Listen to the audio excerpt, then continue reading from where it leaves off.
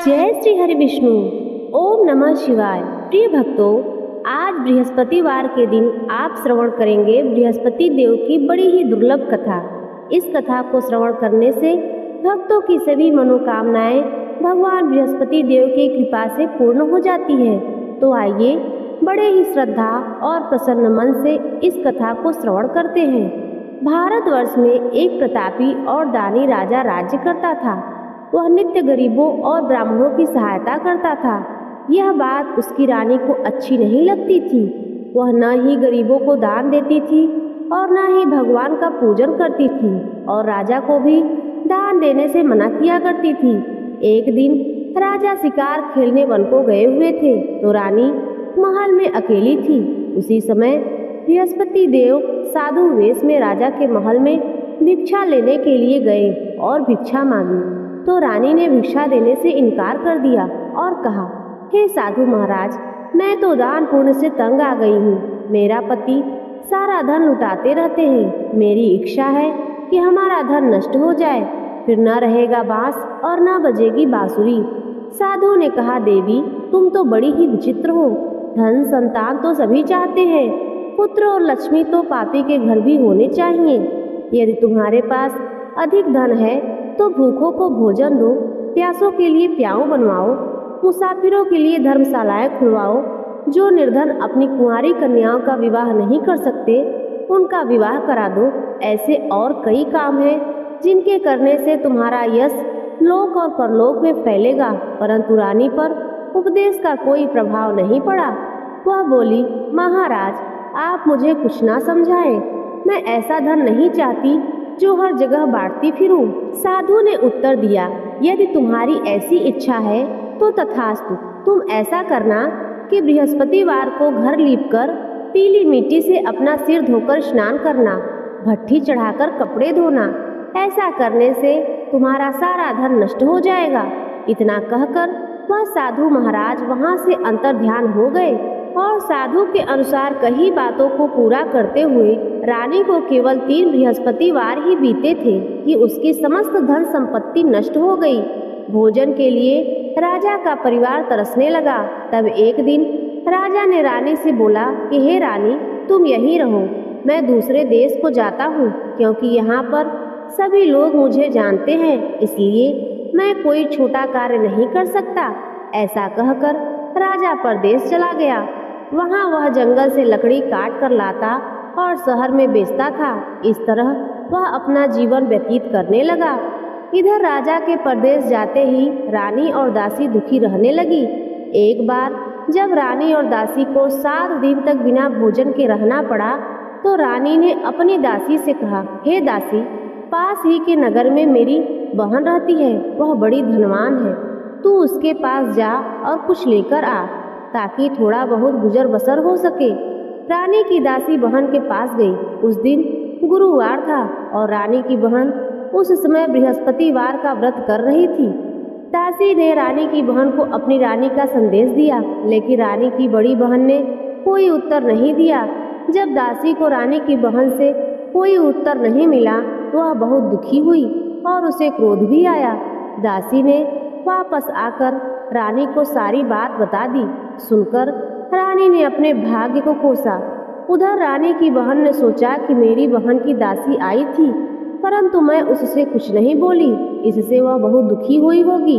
कथा सुनकर और पूजन समाप्त करके वह अपनी बहन के घर आई और कहने लगी, हे बहन, मैं बृहस्पतिवार का व्रत कर रही थी। तुम्हारी दासी मेरे घर आई थी, परंतु जब तक कथा होती है तब तक न उठते हैं और न ही बोलते हैं, इसलिए मैं नहीं बोली। कहो दासी क्यों गई थी?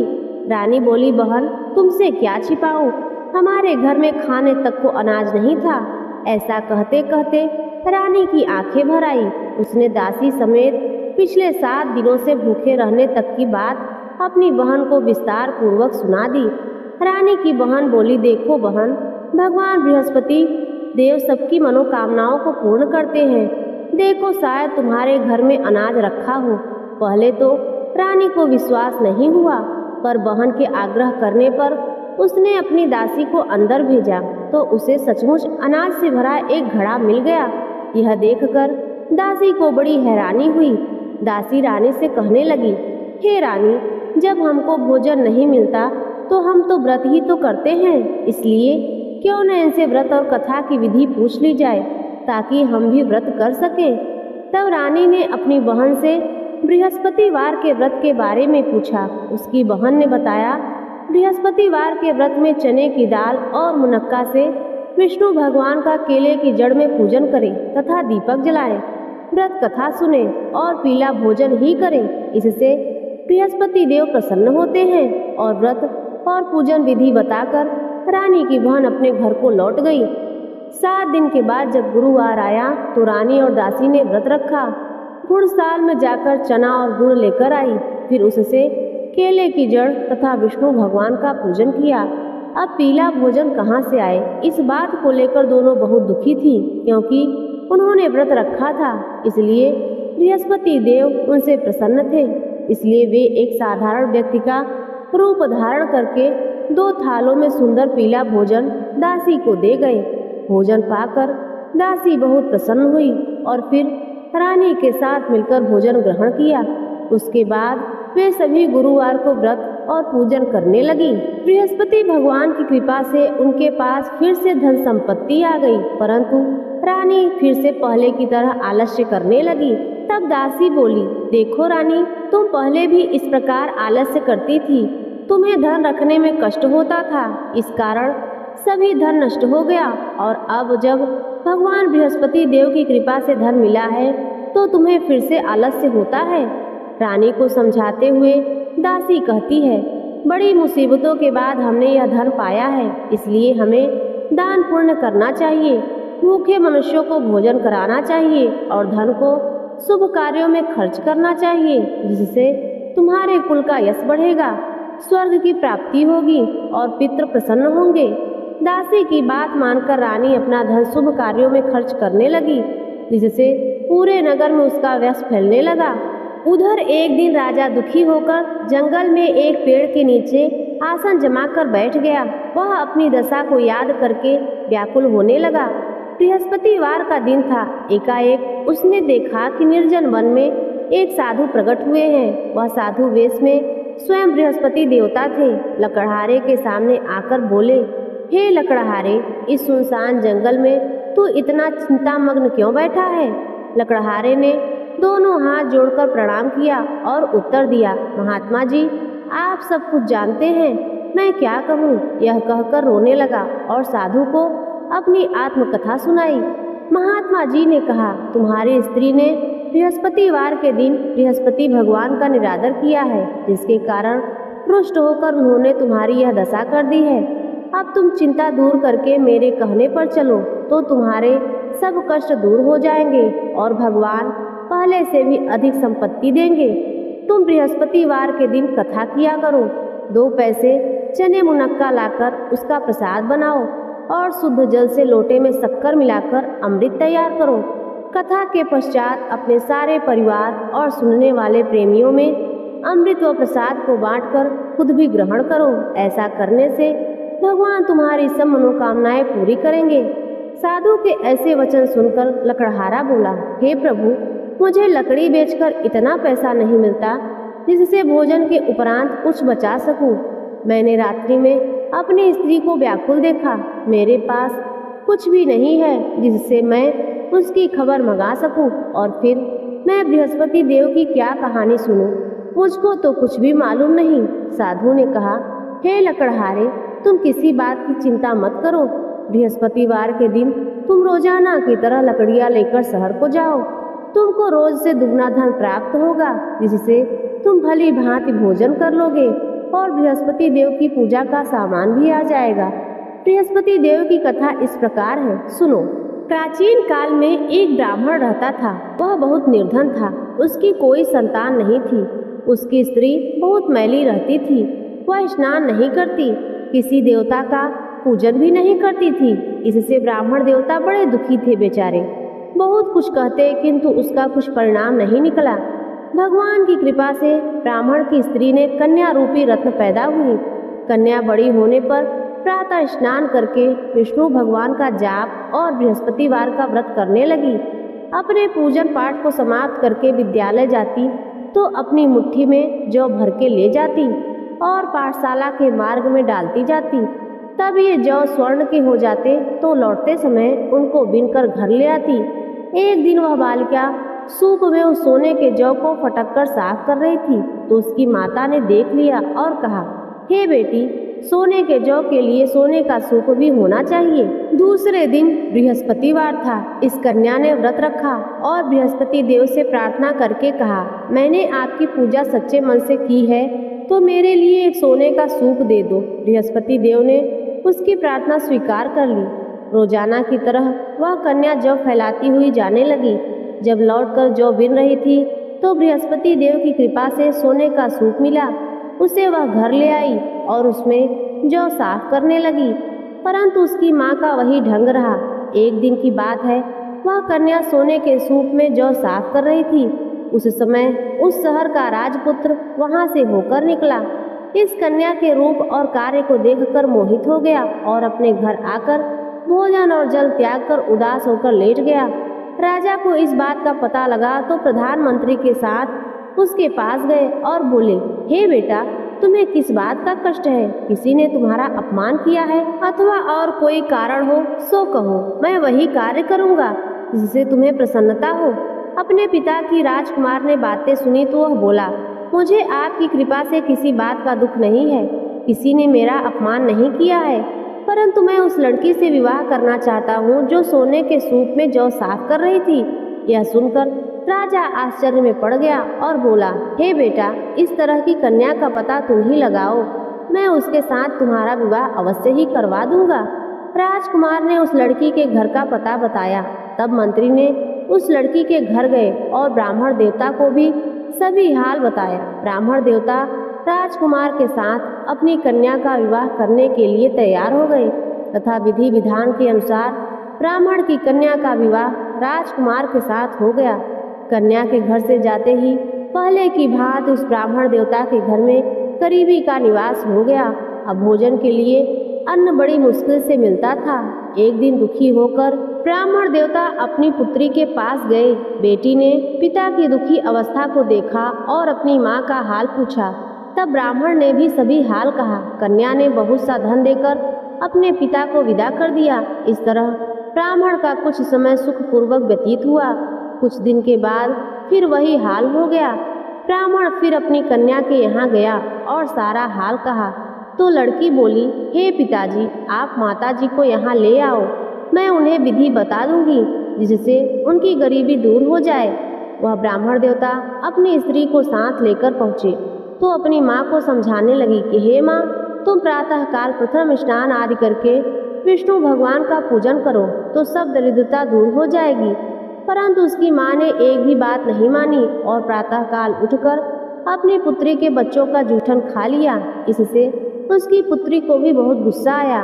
उसने एक रात को एक कोठरी से सारा सामान निकाल दिया और अपनी माँ को उसमें बंद कर दिया। प्रातः उसमें से उसे निकाला तो स्नान आदि करा के पूजा पाठ करवाया तो उसकी माँ की बुद्धि ठीक हो गई। इसके बाद वह नियम से पूजा पाठ करती और प्रत्येक बृहस्पतिवार को व्रत रखने लगी। इस व्रत के प्रभाव से उसके माता और पिता बहुत ही धनवान और पुत्रवान हो गए और बृहस्पति देवता के प्रभाव से इस लोक के सुख को भोग कर अंत में स्वर्ग को प्राप्त हुए। इस तरह कथा कहकर साधु देवता वहाँ से अंतर्ध्यान हो गए। धीरे धीरे समय व्यतीत होने पर फिर वही बृहस्पतिवार का दिन आया। लकड़हारा जंगल से लकड़ी काटकर किसी शहर में बेचने गया। उसे उस दिन से अधिक पैसा मिला। राजा ने चना गुड़ आदि लाकर गुरुवार का व्रत किया। उस दिन से उसके सभी क्लेश दूर हो गए। परंतु जब दोबारा गुरुवार का दिन आया तो बृहस्पतिवार का व्रत करना भूल गया। इस कारण बृहस्पति भगवान नाराज हो गए। उस दिन उस नगर के राजा ने विशाल यज्ञ का आयोजन किया था। तब शहर में यह घोषणा करा दी कि कोई भी मनुष्य अपने घर में भोजन न बनवाए, न आग जलाए। समस्त जनता मेरे यहाँ भोजन करने आए। इस आज्ञा को जो न मानेगा उसे फांसी की सजा दी जाएगी। इस तरह की घोषणा संपूर्ण नगर में करवा दी गई। राजा की आज्ञा के अनुसार शहर के सभी लोग भोजन करने गए, लेकिन लकड़हारा कुछ देर से पहुंचा, इसलिए राजा उसको अपने साथ घर ले गए और ले जाकर भोजन करा रहे थे तो रानी की दृष्टि उस खूंटी पर पड़ी जिस पर उसका हार लटका हुआ था। वह वहां दिखाई नहीं दिया।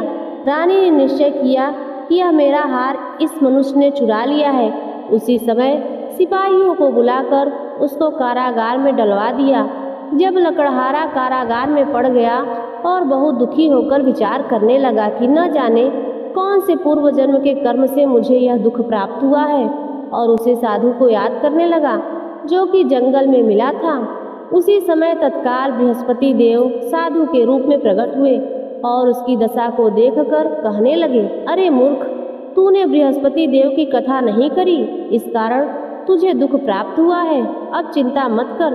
बृहस्पतिवार के दिन कारागार के दरवाजे पर 4 पैसे पड़े मिलेंगे। उनसे तू बृहस्पति देव की पूजा करना, तेरे सभी कष्ट दूर हो जाएंगे।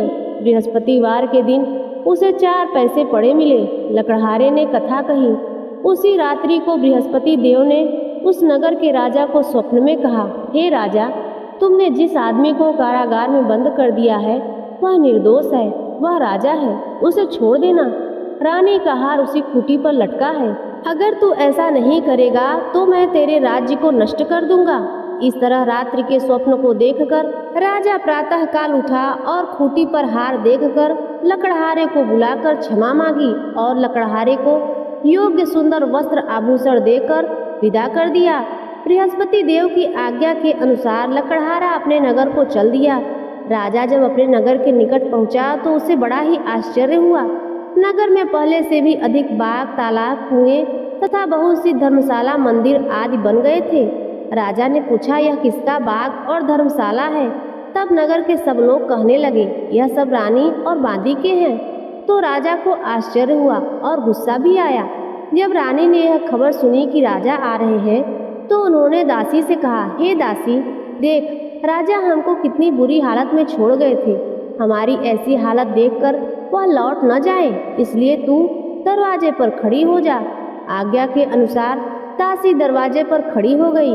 राजा आए तो उन्हें अपने साथ लेकर आई। तब राजा ने क्रोध करके अपने रानी से पूछा कि यह धन तुम्हें कैसे प्राप्त हुआ है? तब उन्होंने कहा, हमें यह सब धन बृहस्पति देव के इस व्रत के प्रभाव से प्राप्त हुआ है।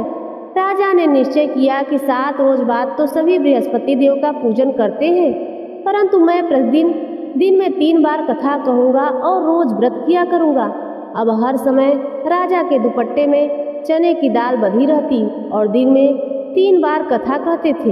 एक रोज राजा ने विचार किया कि चलो अपनी बहन के यहाँ हो आवे। इस तरह निश्चय करके राजा घोड़े पर सवार होकर अपनी बहन के यहाँ चलने लगा। मार्ग में उसने देखा कि कुछ आदमी एक मुर्दे को लिए जा रहे हैं। उन्हें रोककर राजा कहने लगा, अरे भाइयों, मेरी बृहस्पति देव की कथा तो सुन लो। वे बोले, लो, हमारा तो आदमी मर गया है, इसको अपनी कथा की पड़ी है। परंतु कुछ आदमी बोले, अच्छा कहो, हम तुम्हारी कथा भी सुन लेंगे।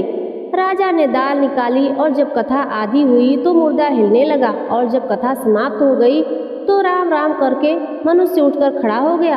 आगे मार्ग में उसे किसान खेत में हल चलाता मिला तो राजा ने उसे देखकर बोला, अरे भैया, तुम मेरी बृहस्पतिवार की कथा सुन लो। किसान बोला, जब तक मैं तेरी कथा सुनूंगा तब तक 4 हरैया जोत लूंगा। जा अपनी कथा किसी और को सुनाना। इस तरह राजा आगे चलने लगा। राजा के हटते ही बैल पछाड़ खाकर गिर गए और किसान के पेट पर बड़ी जोर का दर्द होने लगा। उस समय उसकी माँ रोटी लेकर आई। उसने जब यह देखा तो अपने पुत्र से सब हाल पूछा और बेटे ने सभी हाल कह दिया। तो बुढ़िया दौड़ी दौड़ी उस घुड़सवार के पास गई और उससे बोली कि मैं तेरी कथा सुनूंगी, तू अपनी कथा मेरे खेत पर चलकर ही कहना। राजा ने बुढ़िया के खेत पर जाकर कथा कही, जिसके सुनते ही वह बैल उठकर खड़े हुए तथा किसान के पेट का दर्द भी बंद हो गया। राजा अपनी बहन के घर पहुंचा। बहन ने भाई की खूब मेहमान नवाजी की। दूसरे रोज प्रातः काल राजा जगा तो वह देखने लगा कि सब लोग भोजन कर रहे हैं। राजा ने अपनी बहन से कहा, ऐसा कोई मनुष्य है जिसने भोजन नहीं किया हो? मेरी बृहस्पतिवार की कथा सुन ले। बहन बोली, हे भैया, यह देश ऐसा ही है। पहले यहाँ लोग भोजन करते हैं, बाद में अन्य काम करते हैं। अगर कोई पड़ोस में हो तो देख आऊं। वह ऐसा कहकर देखने चली गई। परंतु उसे कोई ऐसा व्यक्ति नहीं मिला जिसने भोजन नहीं किया हो। अतः वह एक कुम्हार के घर गई जिसका लड़का बीमार था। उसे मालूम हुआ कि उसके यहाँ 3 रोज से किसी ने भोजन नहीं किया है। रानी ने अपने भाई की कथा सुनने के लिए कुम्हार से कहा। वह तैयार हो गया। राजा ने जाकर बृहस्पतिवार की कथा कही, जिसको सुनकर उसका लड़का ठीक हो गया। अब तो राजा की प्रशंसा होने लगी। एक रोज राजा ने अपनी बहन से कहा कि हे बहन, हम अपने घर को जाएंगे, तुम भी तैयार हो जाओ। राजा की बहन ने अपनी सास से कहा तो सास ने कहा, हाँ चली जा, परंतु अपने लड़के को मत ले जाना, क्योंकि तेरे भाई की कोई औलाद नहीं है। बहन ने अपने भैया से कहा, भैया मैं तो चलूंगी पर कोई बालक नहीं चलेगा। तो राजा बोला, जब कोई बालक नहीं चलेगा तब तुम ही क्या करोगी जाकर। बड़े दुखी मन से राजा अपने नगर को लौट आया। राजा ने अपनी रानी से कहा, हम निर्वंशी हैं, हमारा मुंह देखने का धर्म नहीं है और कुछ भोजन आदि नहीं किया है। रानी बोली, हे प्रभु, बृहस्पति देव ने हमें सब कुछ दिया है, वह हमें औलाद भी अवश्य देंगे। उसी रात को बृहस्पति देव ने राजा से स्वप्न में कहा, हे राजा उठो, सभी सोच त्याग दो, तेरी रानी गर्भ से है। राजा को यह बात सुनकर बड़ी खुशी हुई। 9वें महीने में उसे गर्भ से एक सुंदर पुत्र पैदा हुआ। तब राजा बोला, हे रानी, स्त्री बिना भोजन के रह सकती है पर बिना कहे नहीं रह सकती। जब मेरी बहन आएगी तुम उससे कुछ मत कहना। रानी ने सुनकर हाँ कह दिया। जब राजा की बहन ने यह शुभ समाचार सुना तो बहुत खुश हुई और बधाई लेकर अपने भाई के यहाँ आई। तभी रानी ने कहा, घोड़ा चढ़कर तो नहीं आई, गधा चढ़कर आई है। राजा की बहन बोली, भाभी मैं तो इस प्रकार न कहती तो तुम्हें औलाद कैसे मिलती। बृहस्पति देव ऐसे ही हैं, जैसे जिसकी मन में मनोकामनाएं होती हैं सभी को पूर्ण करते हैं। जो सद्भावना पूर्वक बृहस्पतिवार का व्रत करता है एवं कथा पढ़ता है अथवा सुनता है, दूसरों को सुनाता है, बृहस्पति देव उसकी सभी मनोकामनाएं पूर्ण करते हैं। बृहस्पति देव उनकी सदैव रक्षा करते हैं। जो संसार में सद्भावना और सच्चे हृदय से बृहस्पति देव का पूजन करते हैं, उनकी सभी मनोकामनाएं उसी प्रकार पूर्ण होती हैं। जैसे राजा और रानी ने बृहस्पति देव की कथा का गुणगान किया, उनकी सभी इच्छाएं बृहस्पति देव ने पूर्ण की। मनुष्य को हृदय से उनका मनन करते हुए जयकारा करना चाहिए। तो प्रेम से बोलिए, बृहस्पति देव की जय, विष्णु भगवान की जय, समस्त देवी देवताओं की जय। प्रिय भक्तों, अब आइए सुनते हैं बृहस्पति देव की आरती। ओम जय बृहस्पति देवा स्वामी, ओम जय बृहस्पति देवा। छिन छिन भोग लगाऊं, कदली फल मेवा। ओम जय बृहस्पति देवा, तुम पूर्ण परमात्मा, तुम अंतर्यामी। जगत पिता जगदीश्वर, तुम सबके स्वामी। ओम जय बृहस्पति देवा, चरणामृत निज निर्मल, सब पातक हरता। सकल मनोरथ दायक, कृपा करो भरता। ओम जय बृहस्पति देवा, तन मन धन अर्पण कर, जो जन शरण पड़े। प्रभु प्रगट तब हो कर, आकर द्वार खड़े। ओम जय बृहस्पति देवा, दीन दयाल दयानिधि, भक्तन हितकारी। पाप दोष सब हरता, भव बंधन हारी। ओम जय बृहस्पति देवा, सकल मनोरथ दायक, सब संशय तारो। विषय विकार मिटाओ, संतन सुखकारी। ओम जय बृहस्पति देवा, जो कोई आरती तेरी प्रेम सहित गावे। चेष्ट निष्ठा आनंद बंद, सो निश्चय पावे। ओम जय बृहस्पति देवा, ओम जय बृहस्पति देवा स्वामी। ओम जय बृहस्पति देवा, छिन छिन भोग लगाऊं कदली फल मेवा, ओम जय बृहस्पति देवा। तो प्रिय भक्तों, आज की कथा से अगर आपको मन की शांति मिली हो तो वीडियो को लाइक कर दीजिए, चैनल पर पहली बार आए हो तो सब्सक्राइब कर दीजिए और कमेंट में बृहस्पति देव का जयकारा अवश्य लगाएं।